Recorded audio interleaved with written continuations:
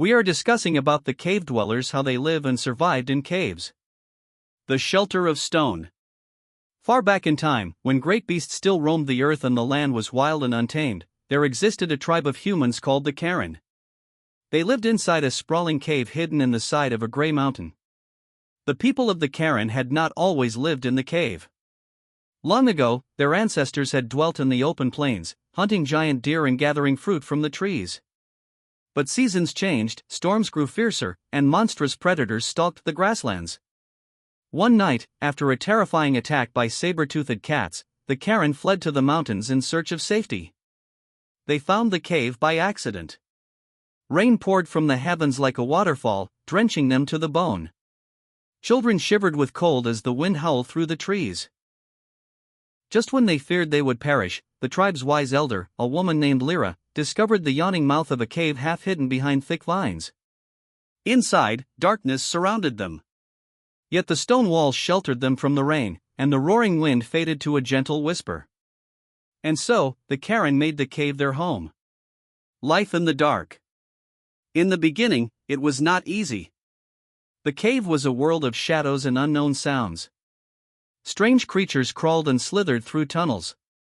At night, the echoes of dripping water became haunting voices. But Lyra, though old, was wise and brave.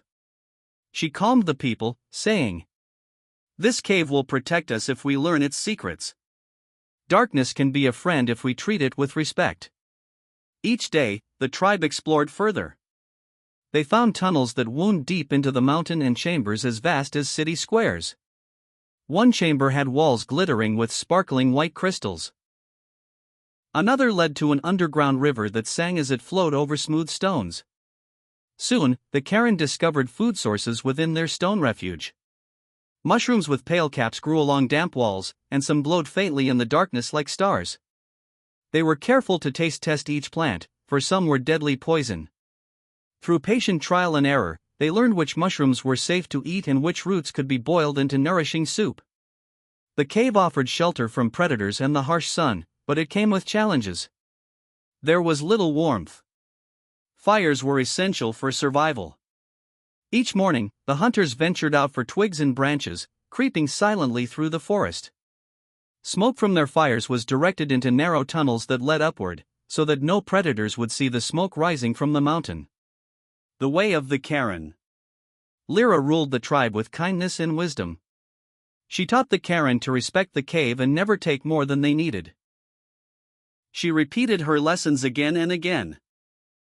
The cave gives us life. In return, we must not exhaust its gifts. The Karran adapted to their new world. They learned to fashion tools from stone and bone.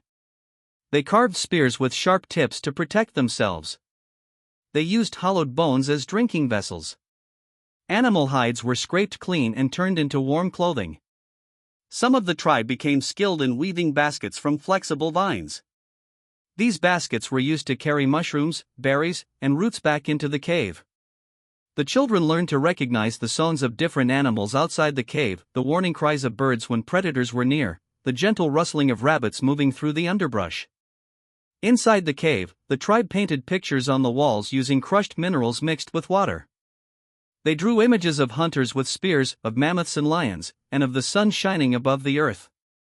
The paintings were not merely decoration, they were a record of the tribe's history and a prayer for good fortune.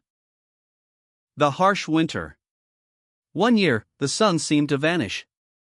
Snow fell day after day, covering the forest and sealing off the entrance of the cave with walls of ice. The animals disappeared. The tribe grew hungry as their stores of dried meat and roots dwindled. Lyra gathered the tribe around the fire and spoke gently. "We must endure. The cold cannot last forever." The people listened, but fear gnawed at their hearts. Days passed in silence, save for the crackle of flames. The children grew thin. The hunters returned empty-handed again and again. But one evening, a hunter named Roland came rushing into the cave. His hair was dusted with snow, his breath fogging in the cold air. He carried a bundle wrapped in his fur cloak. When he opened it, the people gasped. Inside were snow rabbits, white as the ice itself. Roland explained that he had followed faint tracks across the snow and found a small warren where rabbits huddled for warmth. The rabbits were quickly prepared for stew. That night, the scent of meat simmering over the fire lifted the tribe's spirits. Lyra praised Roland for his courage. The boy who listened. Among the Karran was a curious boy named Jano. He was small and quiet, with hair the color of night and eyes that seemed always to be watching, always thinking. Unlike other children, who played and laughed, Jano was fascinated by the cave itself. He listened to every drip of water, every faint breeze moving through hidden tunnels. One day, as the tribe worked to scrape ice from the cave entrance, Jano noticed a soft breeze blowing from a narrow crevice far inside the cave. The air smelled different, fresher, as though carrying the breath of some distant forest. When he tried to tell the adults, they brushed him aside. "Stay close," said his mother. "Don't wander off."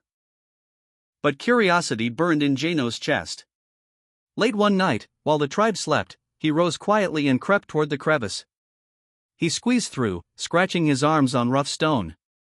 The tunnel twisted and dipped downward, darker than any night. Jano kept moving, guided by the whisper of the breeze.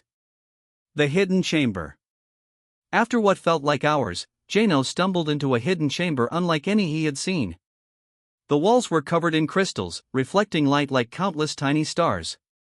Pools of perfectly clear water shone on the floor, glowing faintly from phosphorescent algae. In the water swam fish with translucent scales. They darted away from Jano's touch but quickly returned to swim in gentle circles.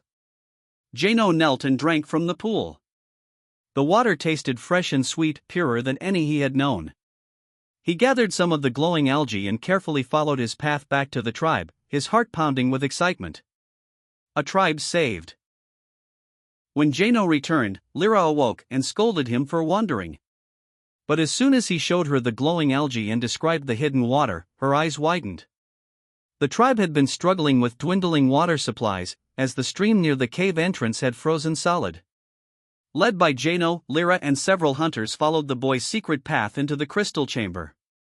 When they saw the pools of clean water, the tribe rejoiced. They carried water back in hollow gourds. The fresh supply saved the tribe during the harsh winter months.